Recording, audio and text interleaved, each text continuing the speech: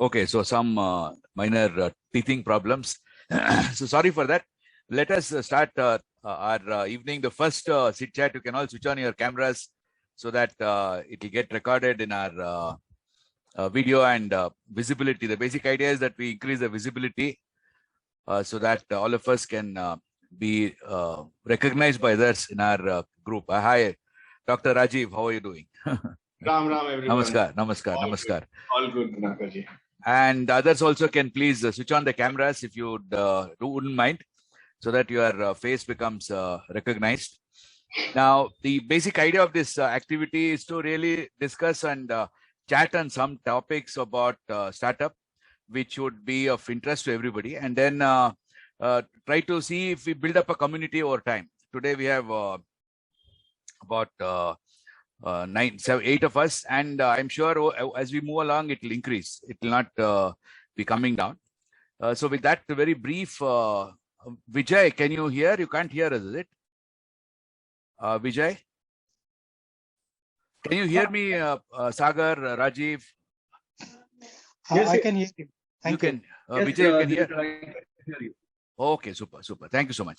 So now, without much ado, I would pass on to Rajiv to talk about this topic. See, one of the challenges that any startup has is finding an investor first, and after that, shortlisting the right investor. That is equally important. So, from that perspective, Rajiv, what would you say? Maybe you start off, and after that, Rohit can join, and others can chip in with their thoughts on that. Hi, Rohit. How are you doing? The question which I have is, see, when you look at investors, there are so many players in that entire space. You have somebody who could be called as somebody who referred. So maybe he's seeking some kind of a referral fee or a success fee. And then there is the company which is providing the investment. Maybe they have got some processing fee. And apart from that, there could be referral fee. Then there could be also the final loan amount which you are going to get, or the investment amount which you are going to get. That is one part of it. Second is, in terms of the investment itself, there are multiple types of investment which could be thought of. Fundraising. It could be debt equity or private equity, or it could be crowdfunding. It could be loan, etc., etc. If you can just give your wisdom on that, Rajiv, because you've been there for a long time in this space, then we can get others to contribute on that topic. And also, if anybody wants to ask a question, you're most welcome. Rajiv, over to you. Absolutely, anytime. Thank you very much, Dinakarji. See, my points which I'll be putting forward will be basically based on my own experiences, and I always welcome anything which we can discuss about, and we can align our thoughts. But when it comes to choosing the investor for any startup, I typically go by a 25-pointer formula for me, and which I have developed over time. And I hope I'll remember all that. The typical 10 pointers which normally the startups and founders I have seen, they have always focused on when selecting an investor is the investor I'm trying to get in bed with, or I'm trying to partner with, are his goals aligned with my company's goals, my long-term strategy, my vision. That is one thing they always look at. We should, and if someone doesn't look at, they should look at. Second is in terms of industry expertise. So is the investor whom I'm trying to partner with has the knowledge and experience of the industry I function in? Yeah, Rajiv, just a short interruption. I think we should have done a small introduction of each one of us, which we didn't do. I'm really sorry. First time I'm also a little fumbling. So my name is Dinakar. I have been delivering German manufacturing excellence and execution excellence to Make in India. That's my brief. And Rajiv ji, if you can brief introduce yourself and then continue, it will be great. Oh, yeah, absolutely. So I'm Dr. Rajiv Dalmia, and last few years I've been focusing on startups, and I've been mentoring globally 2,000 plus startups across all industries. I've also got a recently published Amazon bestseller book on future relevant Me 2.0. I've got multiple awards featured in the Times Magazine, and a lot of my white papers have featured in Harvard and other publications. I've done sessions in pretty much most of the top tier one universities and colleges across the world. My career mostly has been, before this startups and all, my career has mostly been in corporate world, the likes of Infosys, TCS, Cognizant, consulting companies and platform companies. And that's what I do currently, is mentoring a lot of startups, and have 2-3 different companies that I have of my own as well. Yeah, so please continue with your wisdom. Yeah. Okay, so when the goal alignment part is checked, the industry expertise part is checked, typically what I advise startups is to ensure that you check what kind of network and connections that your investor come with, right? Fourth is typically the track record of the investors. What kind of previous investments they have done. Is it in the similar line of business and industry? Is it in the similar country, and so on? The fifth one is, again, very important point. Does the investor only come with deep pockets, or did they also come with value beyond the capital? How can they support it with mentorship, resources, and connections, and so on? The sixth point is normally, what kind of long-term commitment can you expect from those investors? Are they really patient investors who will handhold you for a longer time? Because no one can guarantee what kind of time a company will take to reach the level they want to, right? So what kind of long-term commitment they have committing. The sixth one is normally the reputation and chemistry in terms of, reputation and trustworthiness of the investors. So a simple market research on previous investments done and how the final outcome happened with those startups and so on. The eighth one is compatibility with yourself and your company and your leadership team, the chemistry between different relationships being formed, right? Again, very important. I also always advise the startups to do the basic level of due diligence, on the potential investors. And there are multiple firms and freelancers available to that, even analyst reports and all that. And the 10th one, which normally the startups are doing, and always important to do, is the legal and financial considerations, right? Is the terms and conditions in the agreements fair and both sides a win-win for both, and so on and so forth, right? While most of the startups are mostly doing this, there are another 15 points which I think are often it is overlooked, but are very important when choosing an investor. And those 15 ones are like, what is the fund type, right? And what is the location of the fund? And we can maybe talk in detail if required on this. Say, for example, a lot of funds you will see, or startups you will see Delaware registered, or someone in Cayman Island registered, and also how do we differentiate what is right and wrong, right? What is the fund type? What is the niche expertise and successful investments that they have done? So one part is successful investments in similar area, but you'll always have some investors who are who are focused on a particular industry or type. For example, an investor focused on agri-tech kind of business. That will always make sense, a little more sense than others, because they can cross-pollinate a lot of ideas here and there. Third is the average ticket size that these investors normally invest in. For example, I'm looking at a 5 million, but typically all their past historical ticket size have been like 1 million or less.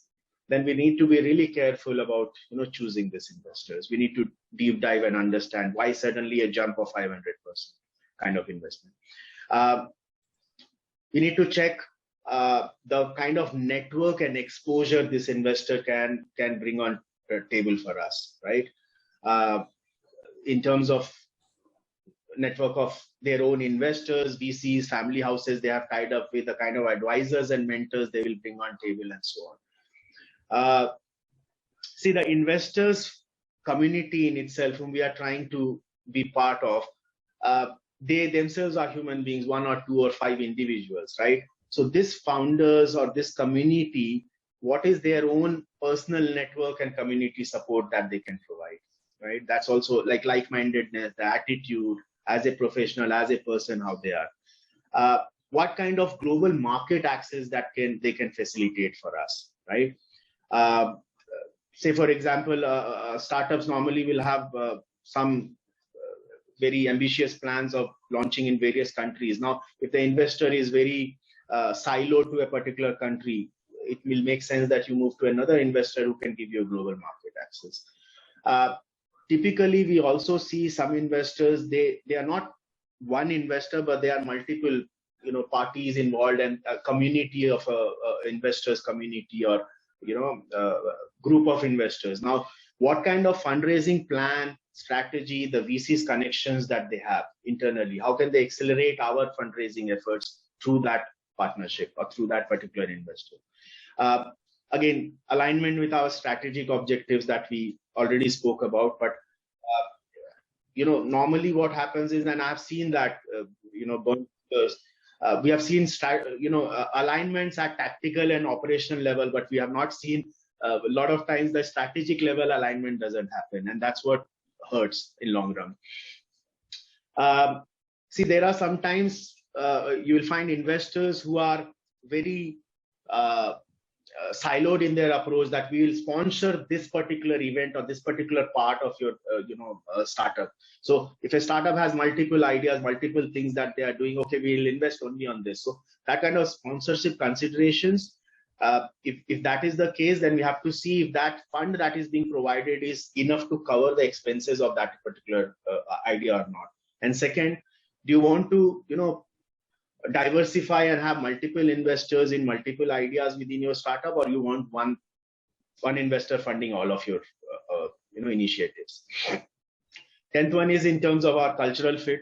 Again, very important, but mostly overlooked.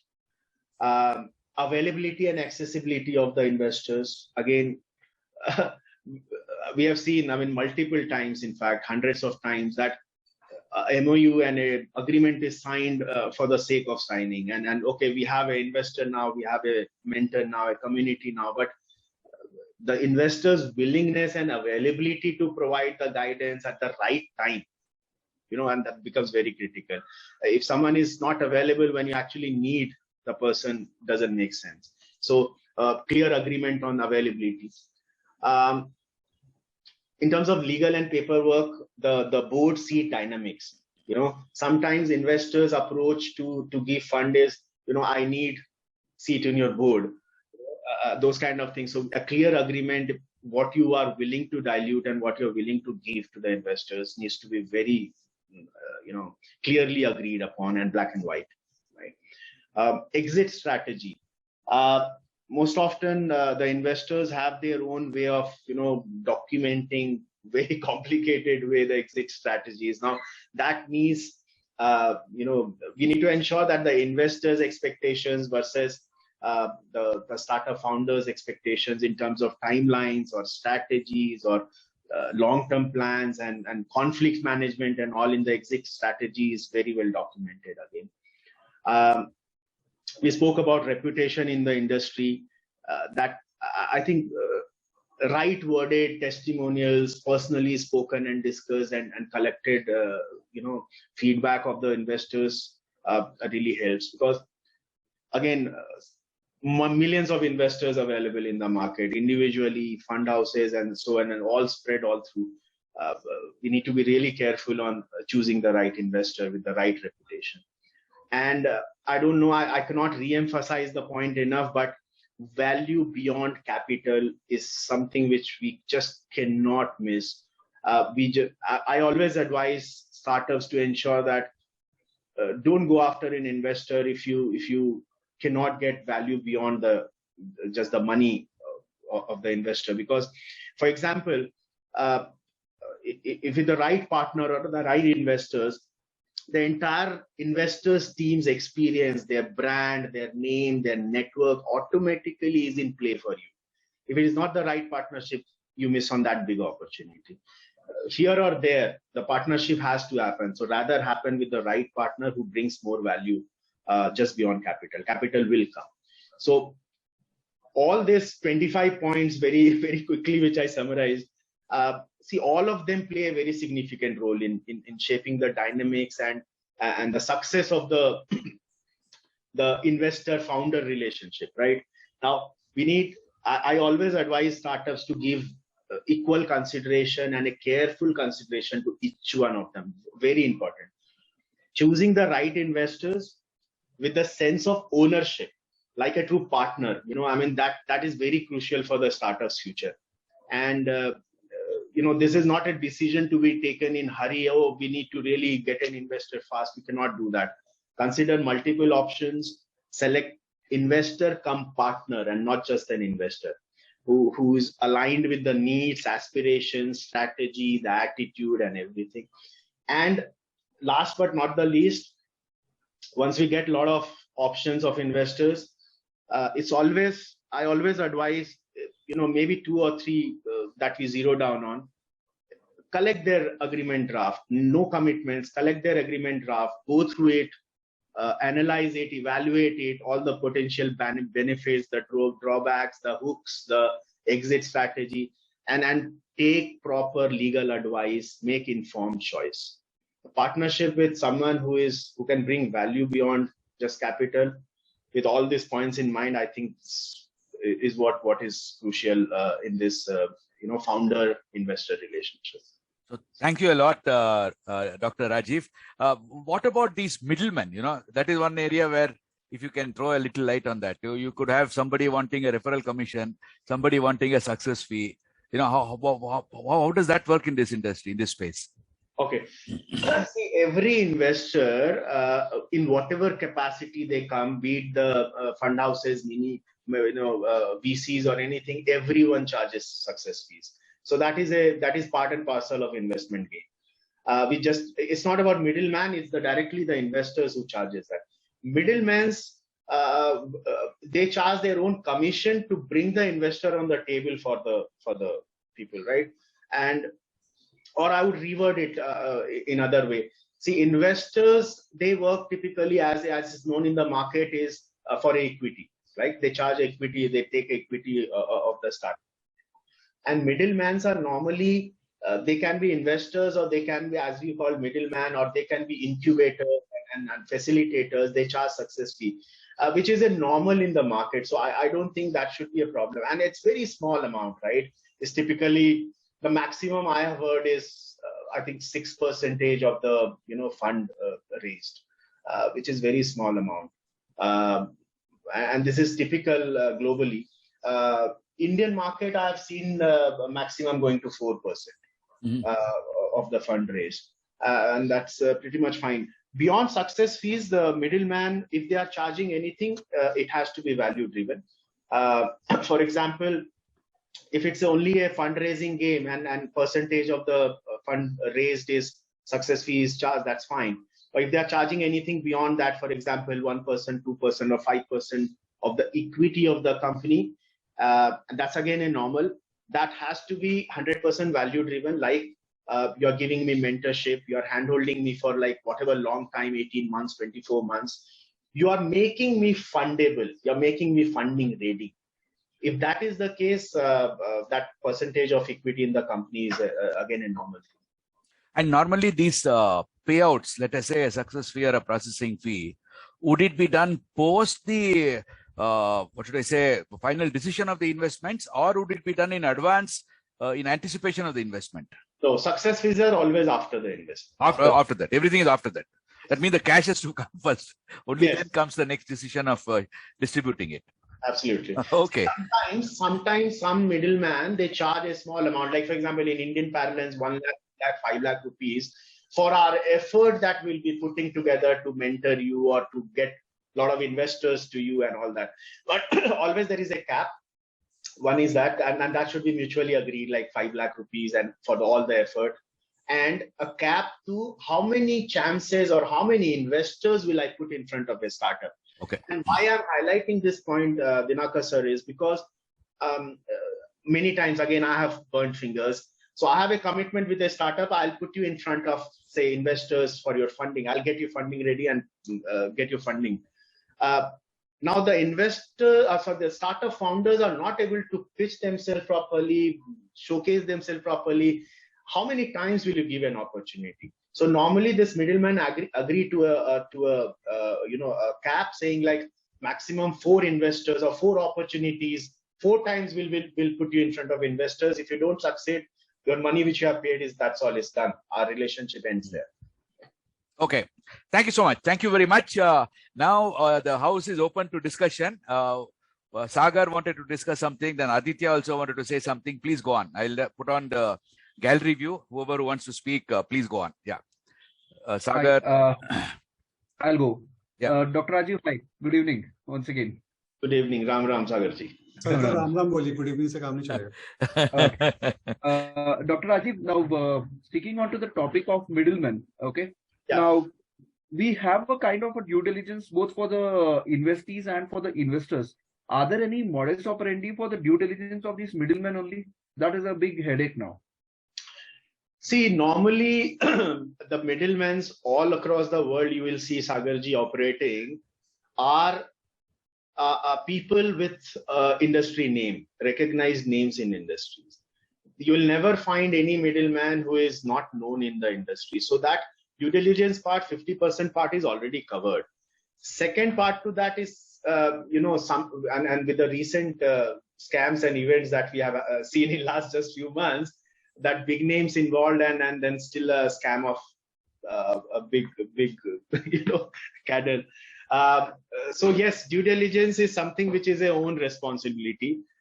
From the startup side, if they're involving any middleman for their investment and money is involved, it is their own responsibility to do whatever right due diligence required and then go with that.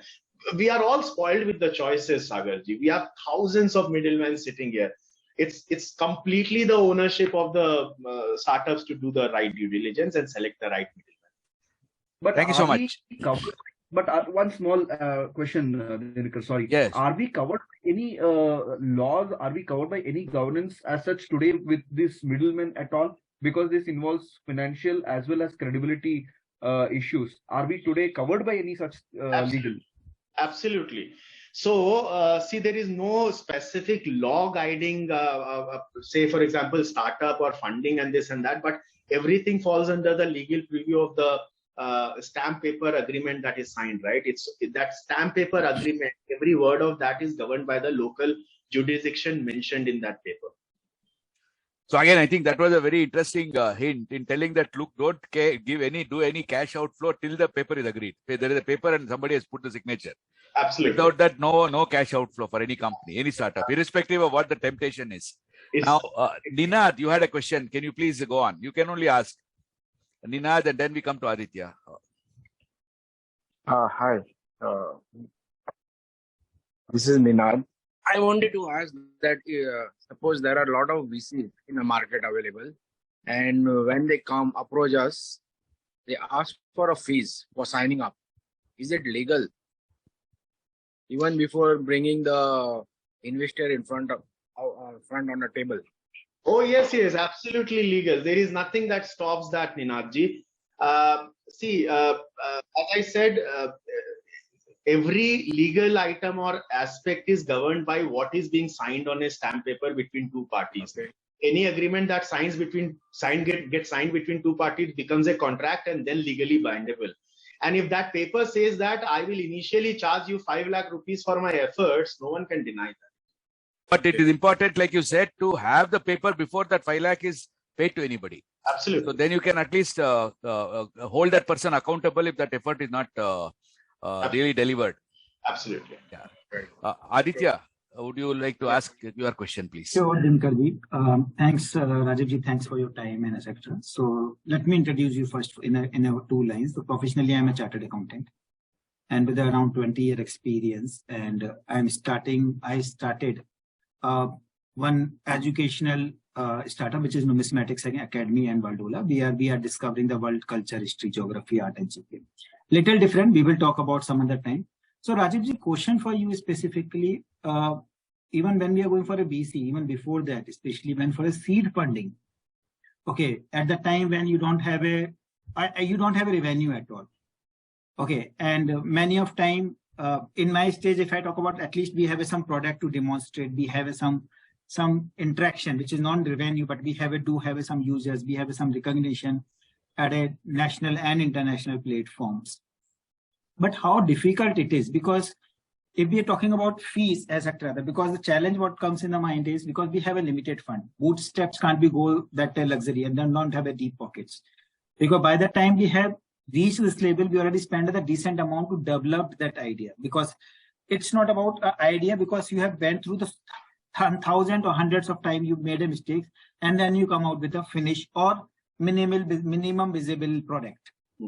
Okay, so my question is that when the people are coming and say that we need a 10 lakh rupees, 5 lakh rupees, so need your experience, does it really worth that spending that 5 lakhs or 10 lakh rupees at a seed level funding in our product development, research and marketing, or giving to that person?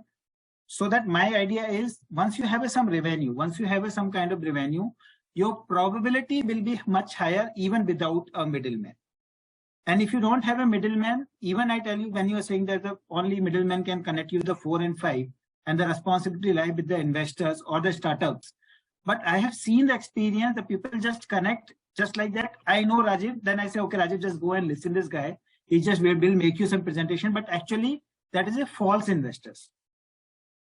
They are the false investors, because we have experience there. They have no intention to invest, but they just want to listen to you because your other partner or your other associate, they made a promise that they will connect you with the 4 people. That is first thing. Second thing is, starting a startup itself is a startup now. Okay, so let's listen to Rajiv ji. Bataiye. Okay, so I'm not too sure if I understood the question properly, but let me attempt to specifically advises seed funding. That time, how do we need to balance at that time, at that phase? Understood. Okay, so let me give you a longer answer to this, so that all your basic questions, whatever I was able to understand, will be covered. See, securing investment for any startup during a business idea time or ideation time, or a seed fund for your growth, the current business climate, if you look at for startup funding, it's very strong. It's going very healthy, very, very well. At least in India, it's very good now. Now, how should a startup co-founder ideally go about securing the fund for something which is in pre-MVP stage, or say pre-revenue stage? I typically go by a 10-pointer thought. First and foremost is ensure that you have a very strong team. And when I say team, it can be just 2 members team, just 2 co-founders also, maybe 1 or 2 technical person if it's a tech company, right? Maybe 1 or 2 backend people or a UI UX people developing your app, right? But the team is very important, because the team will cover the key positions, doing individual roles or critical roles, right? When any investor looks at investing, 50% weightage, trust me when I say that 50% weightage is given to the team, the co-founders, the attitude of the team or co-founders, how well they are involved in the startup, how much they are involved. Is it a full-time job or a part-time, and all that, right? So first and foremost is team. Second is, be sure on the purpose. Let me elaborate that on. My personal feeling is 50% of the startups fail because the co-founders have fallen in love with the solution and not the problem. You getting my point? When a co-founder has fallen in love with the solution, they are not agile, they are not flexible to change and do course corrections. When they have fallen in love with the problem, they are open to any idea that can improve their solution, right? So please be sure that you have found the purpose with the right solution. Third is, ensure you have a prototype. When I say prototype, it's not necessarily you have a 100% running prototype and version. It can be just a beta version online, just a few users, some initial sales, even if it's test sales or whatever, a prototype or a MVP, something which you can show, something you can demonstrate. Because typically human nature is we want to see and believe, right? We want to touch and believe, right? So prototype is important. Third is, you have to be very frugal. When I say frugal, see, the the team involved in the startup, they have to be very, very sure of every penny they are spending. Stretch out. The investors really look at, are they really stretched out? Are they really looking at how they are managing their services, their expenses, their cost? Are they mindful of preserving their capital? Will my investment go in the right hands and right way it will be utilized? So being frugal is very important.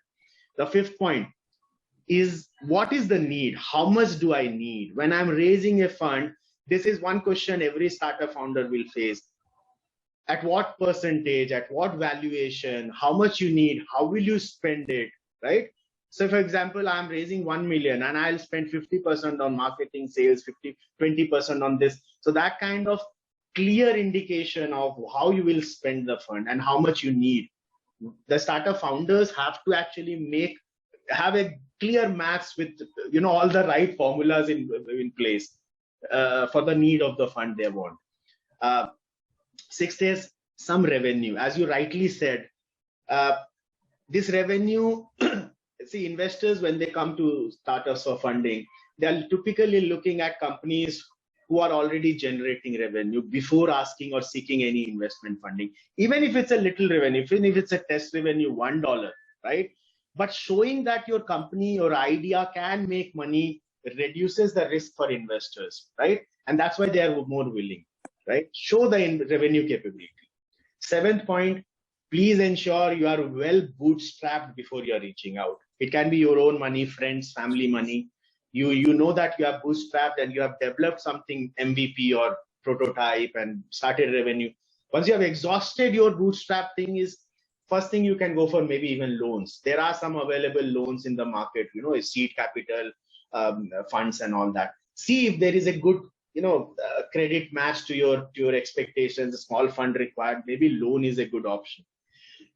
Once we have done that, the investors now look at the critical point. That is, who are the mentors involved beyond this team?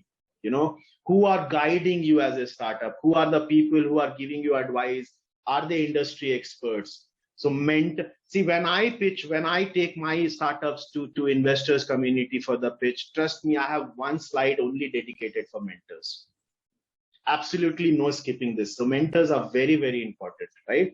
Who offers industry expertise, that particular, area of expertise which your business is in, and making you funding ready, basically. And then comes the last point, that when you are looking for seed funding for your company, ensure, as I was saying earlier, you are not going for an investor, but you're going for an investor come partner, someone who gives value beyond capital. Like example, networking, global market access, availability,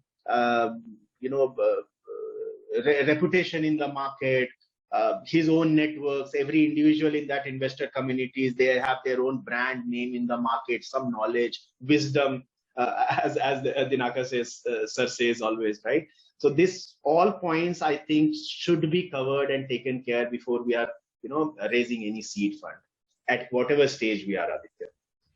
Thank you so much, Rajiv ji. Now, Rohit, you wanted to say something. Would you like to? Yeah, I would like to say something. Please introduce yourself and then, yeah. Myself, I call myself Sharif Pinda, a good villain. So I run a small company in Delhi, which goes by the name of TechSaints International Private Limited, and we are mostly into research and innovation, right? So largely working with a lot of companies into event and entertainment industry, but also working with corporates. So depending on the solution at hand, the problem at hand, we do research work, do feasibility study, and see if it is doable in terms of given time, money, and everything else, right? The resource level. So we have worked right from websites to web application to mobile apps to AR, VR, RFID, NFC, IoT, electronics, mechanical systems, device development. We have done it. So we keep on working with different clients, right? So Rajiv sir said a very good, your points were very nice. And I was trying to say something, I forgot that thing. It slipped off my mind, I'm so sorry.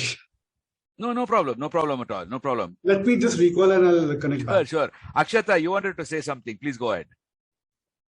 Yeah, hi. I had a lovely call with Rajiv today, and this is just a good time that we are having this discussion.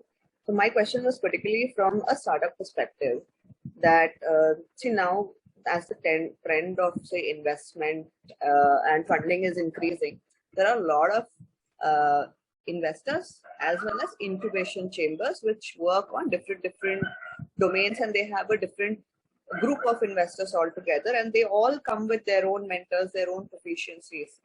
But what will you guide or say 5 pointers for a startup to decide कि अच्छा अब आपको investment लेना चाहिए? Because I am working with a lot of startups and there are a lot of opportunity, questions that they come and ask me that, I've been approached by some startup, they like my product a lot, they like my area a lot. Should I really take an investment? Should I really dilute, my equity? They just want to, give money and they're like, up karo, and, you just be successful. There are some people like that as well, especially, people who are friends and, family or somebody who's like just senior project good enough. So there's nothing that they want to actually invest in terms of mentoring or some kind of support. Okay, so thanks, Akshata ji. So if I understood it correctly, when should a startup actually raise funds? No, when should they actually think that they really need an investment? Because the trend is so high, sometimes you feel that you need an investment, but you're not actually evaluating whether you need it or not. And agar chahiye, how much should you dilute or how much should you raise? Okay, see, let me answer the second part first. In terms of how much should we dilute, that will be completely dependent on the financial model and the business model, right? For example, let's assume two partners, co-founders for a company with say 1,000 number of shares or equities, as we call, say 1,000, right? Now between them, if they have say 49-51 kind of split, now how much they should dilute will completely depend on what is their financial model in terms of revenue that comes in and how much they want to raise in next 5 years, right? Because every time they raise, they need to dilute something. How jointly they work in terms of equal dilution for both partners, or one partner has to dilute much and the second partner doesn't want to dilute anything. All these and a lot of other factors that will determine how much should we dilute, right? So that is a financial calculation and something which needs to be agreed between the two partners along with their legal and financial team. Because this is a valuation game more than anything else, and valuation, there are 1,000 ways to look at the same company with different valuation, right? In terms of when they should agree that they need an investment or when they should get some investment, that will completely depend on a few factors. Like if they have completely exhausted their bootstrap or loans or whatever they are working on, and they really have something already in pipeline to develop or R&D or to launch their product in market, or their sales and marketing is stuck because of lack of investment, and they have a clear understanding of the financials that with X amount, they will go from 1x to 5x or 10x or whatever, right? If there is a clear, or a, how do we call it? Clear, Roadmap. Yeah, a roadmap which is like directly proportional, right? If they understand that mapping, that with X fund, they will reach to a Y level or a 5x level or 6x level, and they know where they want this fund for. They have completely exhausted their internal, all their sources, right? And the fifth point is they agree, and there is a external perspective of the mentors involved in the company as well, that they are funding ready, right? And trust me, 90% of the times the funding does not happen or happens on wrong terms, which is not friendly to the startups, only when the startups are not actually funding ready, but they are out in market. And with all surety, with my experience, I can tell you, I've sat in rooms with 2,000, 3,000 people, all startup co-founders, and you ask one question, who all are here for funding? Trust me, there will be hardly one or two hands which will be down. Everyone will be, yes, we all are here for funding. Everyone wants funding. Next question you ask them, who all thinks you are ready for funding? Again, hardly one, two hands will be down, the rest will be.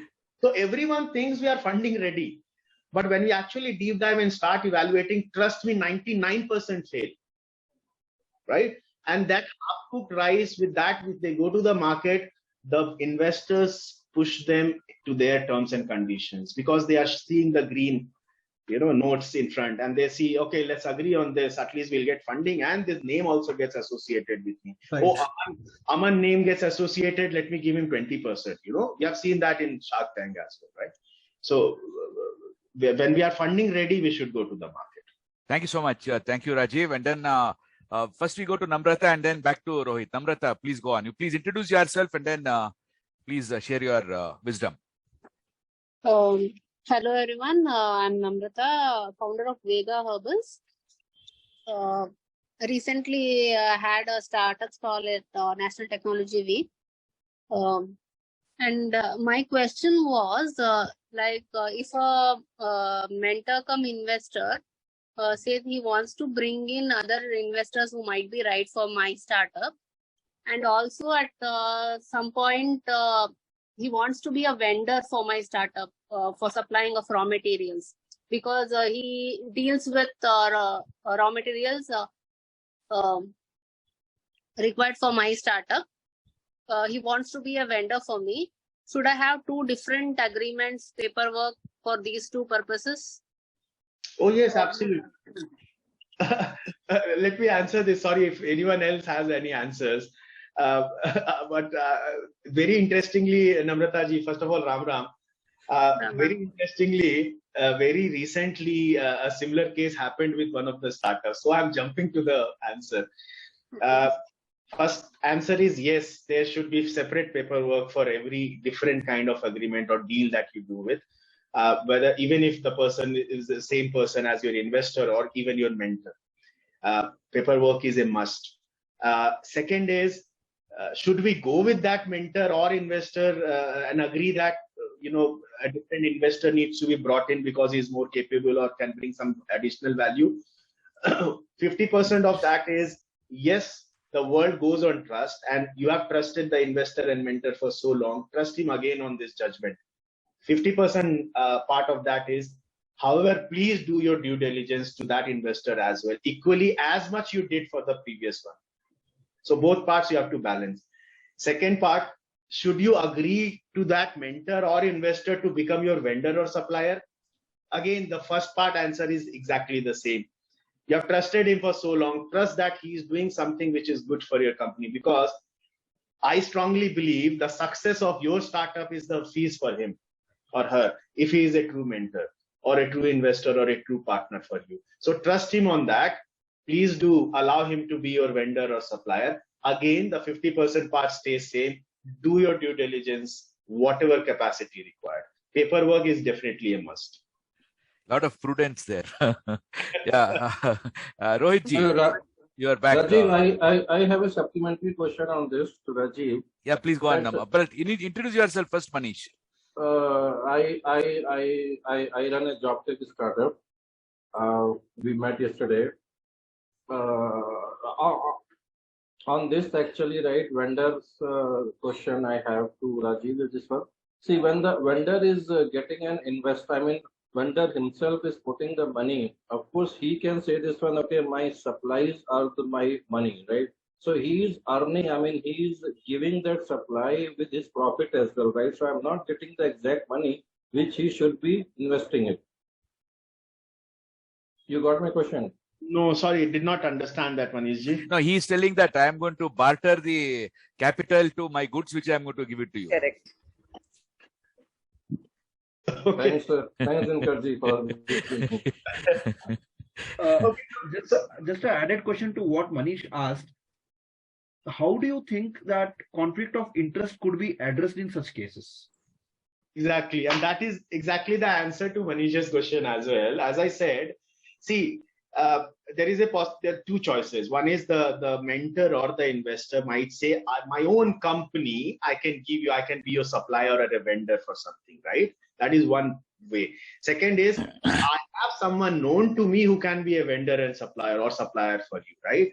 Now, as a mentor or as an investor, normally we don't see any conflict of interest in such cases, because a vendor or investor, investor or mentor who has come, he comes from an industry and an expertise, and he might have his own thousands of other businesses as well, right? So there is no stopping him just because he has, suppose an agri-tech company, just because he is a fertilizer supplier, he cannot be a mentor, and vice versa. Because he is a fertilizer vendor, he knows this industry well, and that's why he has become a better mentor for you, right? So there is no conflict of interest as such. Second point is, obviously the documentation which you are doing, when you do that, as I said, documentation is a must, a separate agreement for everything. When you are doing this documentation, it is based on your due diligence, and one part of that due diligence is industry norm of the rates. For example, he's going to supply fertilizer for an agri-tech company. The industry rate is, say, I'm just making it up, $10 per kg, for example, right? You have done your due diligence, you know $10 is the rate. Now, if this guy is giving you anything better than $10, that means he is your true partner and he's giving you at a better rate. If he's charging you high, that is where your due diligence works. And you say, you know what, $10 is the market rate, why are you asking me more? So that's how you balance it up. Yeah, maybe I can add just one more point to whatever Rajiv ji said.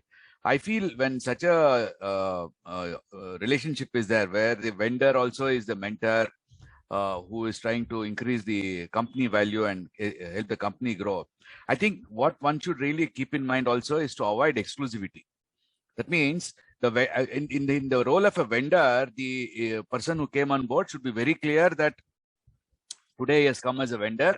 That doesn't mean that there won't be any competition, because we are trying to get the best in the market, and that's something should be very clear. And if that is not clear, then the vendor could take undue advantage of this company, because he also knows the internals of the company. True. So he may be looking at expecting a better price because he knows that his company can afford. And that situation should be avoided. And the only way to avoid that situation is to have absolute clarity on the pricing. And in the CA terminology, when you do international pricing, they call as the transfer pricing. So something like that, there are some guidelines and hints and etc. You can use that. Or you could say that, look, it is about market competition. There is no concept of any favorable pricing or anything like that. And we keep reviewing it every 3 months or every 6 months, because that's an important thing to safeguard yourself. Otherwise, the mentor vendor can take you for a ride. Yeah. And you know what, let me add one more thing. In fact, in my experience, what I feel is when an investor or a mentor becomes your supply chain or supplier or vendor, is actually better for you. You know what? Why? Because this investor or mentor's skin is in the game, right? His success is also driven by your success. His fees is driven by your fees. His future equities and value of the equities is driven by your success. So he will always try to give you the best possible so that you succeed faster. I mean, imagine he will do everything to cut down the cycle of 10 times or a 200 times, pricing or valuation of his equity, which is a 5-year journey. Maybe he'll try to cut it down to 3 years, 2 years, 1 year. Faster he takes an exit with a better valuation, better for him as well. So his skin is in the game. It's always good to have such partners or such vendors who are already your investors and mentors. And like to add in here, since I am in this trading industry for the last 8 years, I think I completely understand Manish's problem, where he's saying that a vendor, instead of putting in the capital, he is substituting that with the supply. And that is actually a very, very bad deal. Yeah. That is something that we call it as credit period. So rather than go with a credit period, don't stop. You can have a drop shipping model. Say that once our stock is sold, we'll give you the revenue, because in our industry, especially in trading, there are certain materials, the rates changed every 2 hours, okay, especially in the petrochemical industry. So, you can't fix rates. You never know. Let's say you've quoted, let's say some product, you've sold it, you've mentioned on your platform as like say 100 rupees or something, and you go back to your supplier and say, this is the order, I've got it. Suddenly he'll say, okay, rates have gone to 130 rupees, where you are at a 30 rupees loss. So we've seen such scenarios, and shipping cost is a huge headache to any, e-commerce or D2C platform today. Definitely, Manish, my recommendation would be don't go with such deals where capital is being, substituted by supply. Supply has to be completely different. If he has giving you a supply at a discounted price or giving you a credit period and giving you a capital to, grow your business, then he is a true investor and mentor. Otherwise, don't take that deal. Great. Thank you so much. Thank you, Akshita. Rohit ji, you have the last word. Yes, sir. Yes, sir. I remember that. So basically, when everyone is looking for a startup to invest, or specifically startups who are looking for investors, right? They keep on doing a lot of witch hunting. Okay, so a lot of fighting with the bushes, but they forget that they need to get into the shoes of the investor first.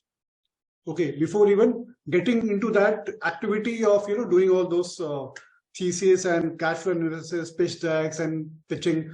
All those things come very secondary. It's very similar that whenever you start something, you need to do deep dive, deep research, make yourself aware how things work. Okay, so how you can do it? See, apart from there, you can, of course, you have a lot of friends and peer network. You can consult, you can see YouTube channels, and there are a lot of material on the net. But apart from that, what really can help is there are a lot of workshops being done by these angel networks across India. Why I'm saying that? Okay, how to become an investor. Why I'm saying this? Because pre-COVID, I attended a one-day workshop of Mumbai Angels. Okay, that time it costed me around 5, 6, 7K. Okay, but it was worth it. Okay, I was there the whole day. There were a lot of investors around, and they were teaching everyone, the new guys. Okay, I never invested because I never saved.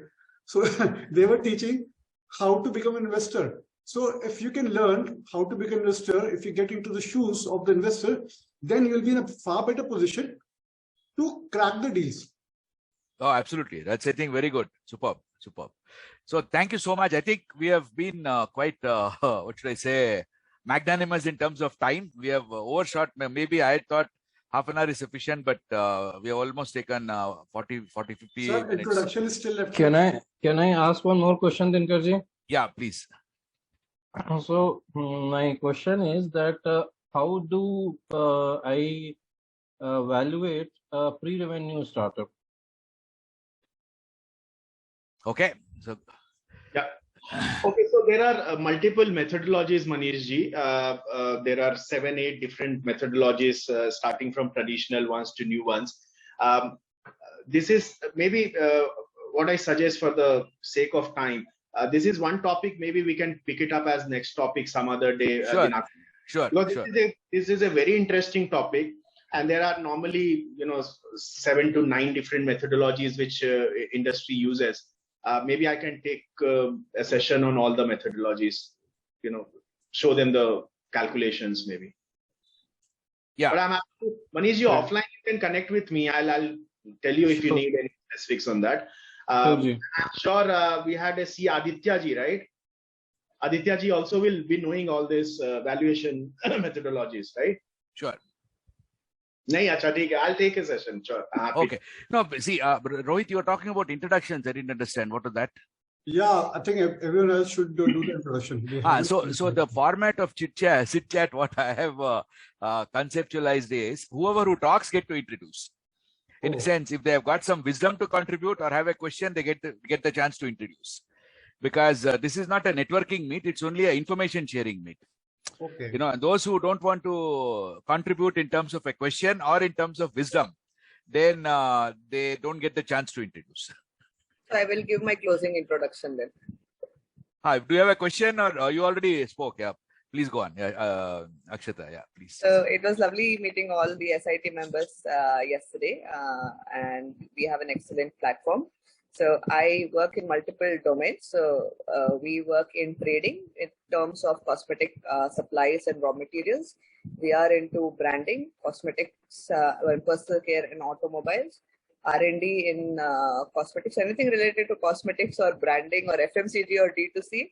Any questions, you can reach out to me. I'll be happy to share my journey and the experiences, because I started from 500 rupees, you can say, way back in 2018, basically, and have had a roller coaster of a journey. So I have a lot of stories to share.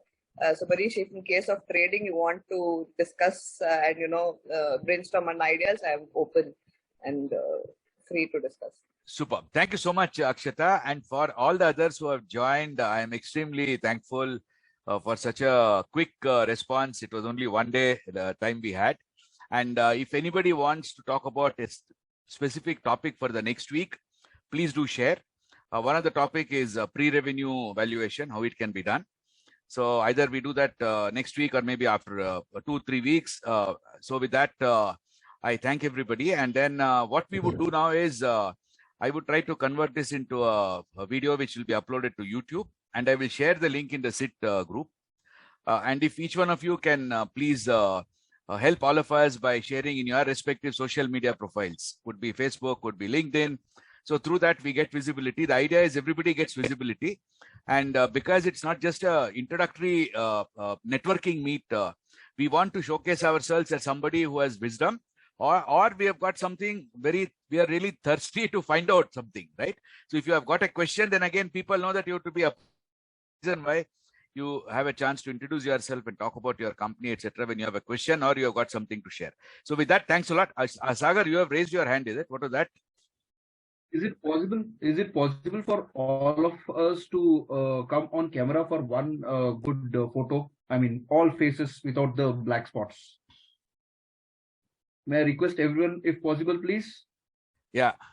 There are still around Give me a 30 seconds time, actually. Guys, by the time it's a small request. See, by the time everybody comes on camera, I want to share an interesting, what should I say? No, not a joke. It's a situation which happened in one of the industry associations where I'm a member. The president was very interested in promoting, what should I say, patriotism and all that. So he said, after every session, let us play the national anthem. Okay. Now, this started during the COVID time. I got it. And then these guys would play the national anthem, and the national anthem is played, everybody switches on the camera. And then because national anthem is playing, you stand up, right? Half of them are all with shorts, and on the top you have a tie, coat, everything. Shorts plus. So then we stopped switching on the camera at the end. Only the national anthem was played. Okay. Dinagar, it is very interesting to see your, the background, what you set up, right? So I am also interested to know that how you are empowering the German technology for Make in India. So we can connect later on that. Sure, absolutely. Okay, here I go. With the interest of time, I am taking the picture, and whoever is black is black. Yeah, thank you so much. Thank you very much. Thank you all. And then let's chat again next week. And thanks a lot. Special thanks to Dr. Rajiv Dalmia for being the man of the match today. Thank you so much. Thank you. Thank you. Bye. Bye. Thank you. Bye. Bye. Thank you. Bye.